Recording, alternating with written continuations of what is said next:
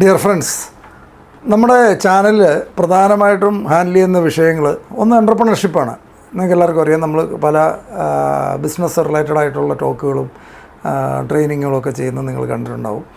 അതുകൂടാതെ sales and marketing ആണ് വേറൊരു ടോപ്പിക്ക്. സെയിൽസിലും മാർക്കറ്റിങ്ങിലൊക്കെ താല്പര്യമുള്ളവരെ സംബന്ധിച്ച് അതിന് പാഷനുള്ള, എന്നെ സംബന്ധിച്ച് ഞാൻ വളരെ പാഷനേറ്റ് ആയിട്ടുള്ള സബ്ജക്റ്റാണ് അത്.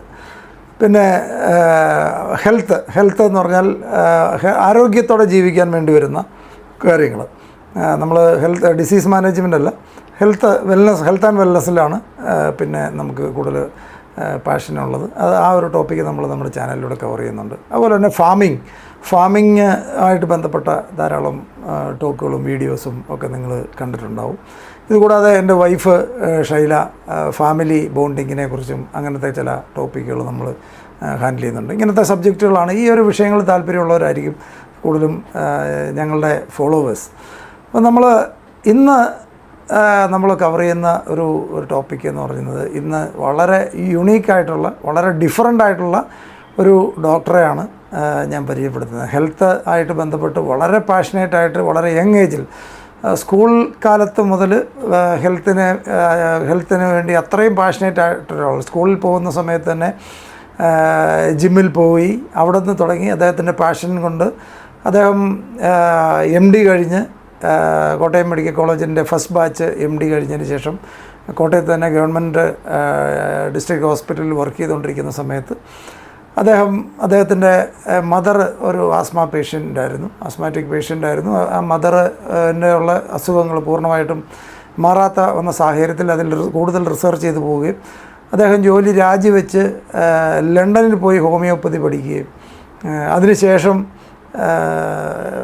നോർത്ത് ഇന്ത്യയിൽ പോയി യോഗ, അവിടെ ആശ്രമത്തിൽ താമസിച്ച് യോഗ പഠിക്കുകയും അതുകൂടാതെ നേച്ചുറോപ്പതി, വാട്ടർ തെറാപ്പി എന്ന് വേണ്ട ചികിത്സയുടെ എല്ലാ ഇതും ഡിഫറൻ്റായിട്ടുള്ള എല്ലാ സാധ്യതകളും പഠിച്ച ഒരാളും, ധാരാളം ആൾക്കാർക്ക് വളരെ ക്രോണിക് ഡിസീസുകൾ പലതും ക്രോണിക്കായിട്ടുള്ള വർഷങ്ങളായിട്ട് ട്രീറ്റ്മെൻറ്റ് ചെയ്ത് വശം കെട്ടിട്ടുള്ള ആൾക്കാരെയും കുട്ടികളെയും ഒക്കെ ഒത്തിരി പേരെ ട്രീറ്റ് ചെയ്യുകയും വളരെ ചികിത്സ ഒരു ഇൻ്റഗ്രേറ്റഡ് ട്രീറ്റ്മെൻറ്റ് ചെയ്യുന്ന കോട്ടയത്തും എറണാകുളത്തും പ്രാക്ടീസ് ചെയ്യുന്ന ഡോക്ടർ P. എബ്രഹാം. അദ്ദേഹത്തിൻ്റെ പ്രവർത്തനം അദ്ദേഹം ഒരു 40 വർഷമായിട്ട് യോഗ ചെയ്തുകൊണ്ടിരിക്കുന്ന ആളാണ്. കൊച്ചുകുട്ടികളിലും അല്ലെ മുതിർന്നവരിലും ഒക്കെ അദ്ദേഹത്തിന് ഉണ്ടാക്കാൻ പറ്റിയിരിക്കുന്ന സ്വാധീനം അത്ര മാത്രം വലുതാണ്. ഇത് ജനങ്ങൾക്ക് ഉപകാരപ്പെടും എന്നുള്ളത് കൊണ്ടാണ് നമ്മുടെ ചാനലിൽ അദ്ദേഹത്തിൻ്റെ ഇൻ്റർവ്യൂ ചെയ്യുന്നത്. തീർച്ചയായിട്ടും നിങ്ങൾക്ക് ഇത് ഉപകാരപ്പെടും എന്നുള്ള കാര്യത്തിൽ എനിക്ക് ഉറപ്പുണ്ട്. അദ്ദേഹത്തിൻ്റെ കൺസൾട്ടൻസി ബുക്ക് ചെയ്യാൻ താല്പര്യമുള്ള ആൾക്കാർക്ക് നിങ്ങൾക്ക് ബുക്ക് ചെയ്യാം. അതിൻ്റെ നമ്പർ ഇവിടെ കൊടുത്തിട്ടുണ്ടാവും. തീർച്ചയായിട്ടും അദ്ദേഹമായിട്ടുള്ള ഇൻ്റർവ്യൂ തീർച്ചയായിട്ടും നിങ്ങൾക്ക് എല്ലാവർക്കും ഒരു പുതിയ അറിവായിരിക്കും. ആരോഗ്യത്തെക്കുറിച്ചും ആഹാരത്തെക്കുറിച്ചും ഒക്കെയുള്ള അദ്ദേഹത്തിൻ്റെ സ്വന്തം റിസർച്ചിൽ നിന്ന് അദ്ദേഹം മനസ്സിലാക്കിയെടുത്ത കാര്യങ്ങളെല്ലാം കൂടെയാണ് അദ്ദേഹം എപ്പോഴും അദ്ദേഹത്തിൻ്റെ ട്രീറ്റ്മെൻറ്റ് ഉൾപ്പെടുത്തുന്നത്. അപ്പോൾ ഞാൻ നിങ്ങളെ ഡോക്ടറെ പരിചയപ്പെടുത്തുന്നു. Welcome doctor. ഒന്ന് പരിചയപ്പെടുത്താമോ? ഞാൻ അലോപ്പതിക് വൈദ്യശാസ്ത്രത്തിൽ MBBS പാസ്സായി. അത് കഴിഞ്ഞ് 1970 അത് കഴിഞ്ഞ് MBBS കഴിഞ്ഞിട്ട് ഒരു 3 years കഴിഞ്ഞപ്പോൾ MD ജനറൽ മെഡിസിൻ എടുത്തു. ജനറൽ മെഡിസിൻ MD കഴിഞ്ഞിട്ട് ഒരു ഫ്യൂ ഇയേഴ്സ് ഗവൺമെൻറ് സർവീസിൽ അസിസ്റ്റന്റ് സർജനായിട്ട് കോട്ടയം ജനറൽ ആശുപത്രിയിൽ വർക്ക് ചെയ്തു.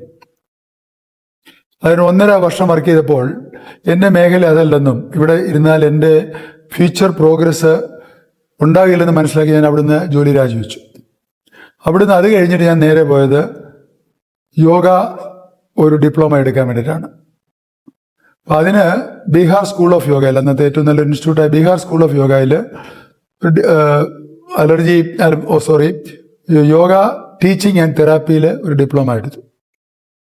അത് ബീഹാറിൽ മുംഗീർ എന്ന് പറഞ്ഞ സ്ഥലത്താണ്, ഗംഗയുടെ തീരത്തുള്ള ആശ്രമം. ഡോക്ടർ, ഒരാളുടെ ഒരു ലൈഫ് സ്പാൻ നോക്കുകയാണെന്നുണ്ടെങ്കിൽ എത്ര വയസ്സ് വരെ ഒരാൾക്ക് പ്രോപ്പറായിട്ട് ഹെൽത്ത് മെയിൻറ്റെയിൻ ചെയ്ത് കഴിഞ്ഞാൽ ജീവിക്കാൻ പറ്റും? അല്ലെങ്കിൽ ഒരാളുടെ ഏറ്റവും നല്ല പ്രായം, അല്ലെങ്കിൽ ഏറ്റവും മാക്സിമം പെർഫോമൻസ് കിട്ടേണ്ട ഏജ് ഡോക്ടർ പറയുകയാണെങ്കിൽ എത്ര വയസ്സ് ആയിരിക്കും, അല്ലെ എത്ര വയസ്സ് മുതലായിരിക്കും ഒരു ശരിക്കുള്ള ഒരു പീക്ക് പെർഫോമൻസ് കിട്ടേണ്ടത്? അതിനെക്കുറിച്ച് ആ ഒരു ഏരിയയിൽ ഡോക്ടറുടെ അഭിപ്രായം എന്താണെന്ന് അറിഞ്ഞേക്കുള്ളൂ. എൻ്റെ ഓർമ്മ ശരിയാണെങ്കിൽ ഇപ്പോൾ WHO പോലും നമ്മളുടെ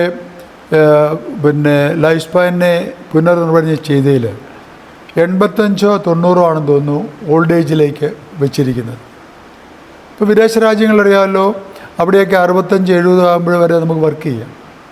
കാരണം നമ്മുടെ ഇപ്പോൾ ഒരു ഡോക്ടറുടെ തന്നെയൊക്കെ ഇപ്പോൾ എടുത്തു കഴിഞ്ഞാൽ നമ്മൾ ആദ്യം നോളജ് ഉണ്ടായി, പിന്നെ അതിൻ്റെ പുറത്ത് എക്സ്പീരിയൻസ് ഉണ്ടായി. ഈ എക്സ്പീരിയൻസാണ് ഏറ്റവും വലിയ നോളജ് എന്ന് പറയുന്നത്. ആ എക്സ്പീരിയൻസിലൊരു സാച്ചുറേറ്റഡ് ലെവൽ നമ്മൾ നിൽക്കുമ്പോൾ നമ്മൾ സുബോധത്തോടെ ഇരിക്കുകയാണെങ്കിൽ 80-90 വയസ്സ് വരെ നമുക്ക് കൂളായിട്ട് പോകാമെന്നുള്ളതാണ് ഞാൻ പറയുന്നത്. ഞാൻ എൻ്റെ ലൈഫിൽ അങ്ങനത്തെ ചില പരീക്ഷണങ്ങൾ നടത്തിക്കൊണ്ടിരിക്കുന്നത്. അപ്പം അത് ഉണ്ടെങ്കിൽ നമ്മുടെ ഇത്രയും വർഷങ്ങൾ നമ്മൾ ആർജിച്ച എക്സ്പീരിയൻസിൽ നിന്നുള്ള നോളജിനെ നമുക്ക് എന്നാലേ കൊടുക്കാനൊക്കെ ഉള്ളൂ. അതുകൊണ്ട് ഒരു 60 മുതൽ ഒരു 80-90 വരെയാണ് യഥാർത്ഥത്തിൽ നമുക്ക് നിങ്ങൾ പാൽക്കിവായെ പറ്റിയൊക്കെ വായിച്ചിട്ടുണ്ട്, അല്ലെങ്കിൽ വലിയ ഫേമസ് ലോയർ, അവരൊക്കെ 85-90 ഒക്കെ കോടതിയിൽ അപ്പീൽ ചെയ്യുമായിരുന്നു. അപ്പോൾ അവരുടെ ആ ഒരു വേർഡായിരിക്കും ചിലപ്പോൾ ഒരു കംപ്ലീറ്റ്ലി ഒരു വ്യക്തിയുടെ ലൈഫിനെ മാറ്റിമറിക്കുന്നത് എന്ന് പറയുന്ന പോലെയാണ്. അപ്പോൾ എക്സ്പീരിയൻസ് ഉള്ളൊരു ഡോക്ടറുടെ ഒരു ഡിസിഷനായിരിക്കും അവരുടെ രോഗാവസ്ഥയിൽ നിന്ന് മാറ്റി അവരെ രോഗവിമുക്തനാക്കി ആരോഗ്യത്തിലേക്ക് നയിക്കാൻ കൊണ്ടിരുന്നത്. അതുകൊണ്ട് ഏജ് ഒരു പ്രശ്നമല്ല. ക്വാളിറ്റി ലൈഫ് ഉണ്ടെങ്കിൽ നമുക്ക് എല്ലാ ഓർഗൻസും പ്രോപ്പറായിട്ട് വർക്ക് ചെയ്യുന്നുണ്ടെങ്കിൽ, ബ്രെയിൻ പ്രത്യേകിച്ച് കറക്റ്റായിട്ട് വർക്ക് ചെയ്യുന്നുണ്ടെങ്കിൽ നമുക്ക് എന്നും നമ്മുടെ ആ ഒരു അവെയർനെസ്സോടുകൂടി ഫ്രഷ് ഹെൽത്തി ലൈഫോടുകൂടി നമുക്ക് പോകാൻ പറ്റും.